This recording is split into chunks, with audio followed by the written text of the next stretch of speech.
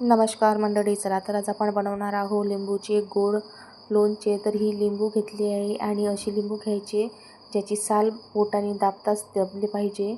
आणि हे पहा, सर्वच लिंबू एकसारखे आहे आणि छान धुवून घेतलेले आहे आणि एका कापडाने स्वच्छ असे पुसून घेत आहे। सर्व लिंबू मस्तपैकी असेच कोरडे करून घ्यायचे आहे आणि एका भांड्यामध्ये टाकून घेतलेले आहे। आता त्याला कट करून घ्यायचे आहे। एका लिंबूच्या 8 अशा फोडी करून घ्यायच्या आहे आणि सर्व फोडीमधल्या बिया अलग करून घ्यायच्या। आणि हे पाहू शकता, छानपैकी असं कट केल्यानंतर बिया एका साईडनं ठेवायच्या आणि 4 अशा फोडी केल्या की आतमध्ये असलेली बीसुद्धा दिसते आणि तीसुद्धा काढून टाकायची आहे। आणि अशा प्रकारे लिंबूचे काप करून झालेले आहे। आणि आता एका कुकरच्या डब्यामध्ये आपण ते लिंबूचे काप टाकून घेणार आहोत। आणि आता याच्यात कोरडे मसाले टाकून घ्यायचं आहे।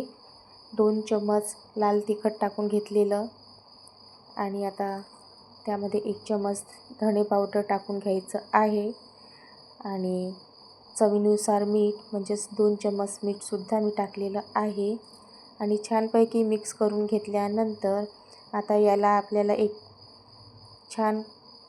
एक वाटी गूळ टाकून घ्यायचा आहे। गूळ टाका किंवा साखर टाका तुमच्या मतानुसार आणि मी 1 वाटी गूळ टाकलेला आहे। आणि छान पुन्हा मस्तपैकी फिरून घेत आहे।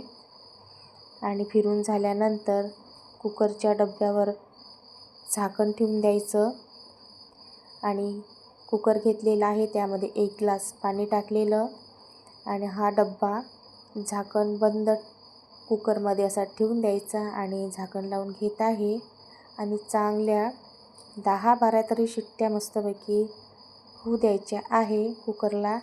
आणि ही 5 शिट्ट्या होत आहे आणि थंड झाल्यावर कुकरचा डब्बा काढून घेत आहे। पाण्याचा त्या लोणच्याला स्पर्शही झाला नाही पाहिजे।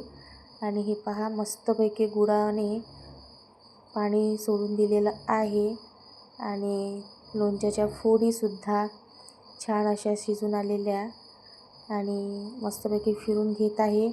आता जे हे पाणी आहे ते पाणी कच्चंच आहे, त्याच्यामुळे हे पाणी आपल्याला शिजून घ्यायचं आहे। हे स्टीलच्या भांड्यामध्येच शिजून घ्यायचं। आणि हे पहा, सर्व पाणी काढून घेतलेलं आणि छानपैकी या पाण्याला पहा फिरून घेतलेलं आहे। पातळ आहे, चव घेत आहे, थोडी आंबट कळवट वाटत आहे। तर यामध्ये मी आणखीन 1 छोटी मसाल्याची वाटी साखर टाकलेली आहे आणि छान फिरून घेत आहे। आणि आता यामध्ये 1 चम्मच आणखीन मीठ टाकून घेत आहे। छान असं शिजू द्यायचं या पाकाला। आणि हे पाहू शकता, थोडं दाटसरपणा आला पाकाला की पहा छान असा शिजून आलेला। आणि 1 चम्मच मी त्यामध्ये काळं मीठ टाकलेलं आहे। काळा मिठाने छान अशी चव येते लोणच्याला। आणि हे पहा, छान असा पाक शिजून आलेला आहे। फक्त चिपचिपास असा पाक आपल्याला पाहिजे। बस झालेला आहे आपला पाक। आणि आता हा थंड होऊ देण्यासाठी ठेवून द्यायचा आहे, गॅस बंद केलेला। आणि थंड झाल्यानंतर पाहू शकता, मस्तपैकी असा बनलेला, वाससुद्धा छान असा घरभर पसरलेला आहे लिंबूचा।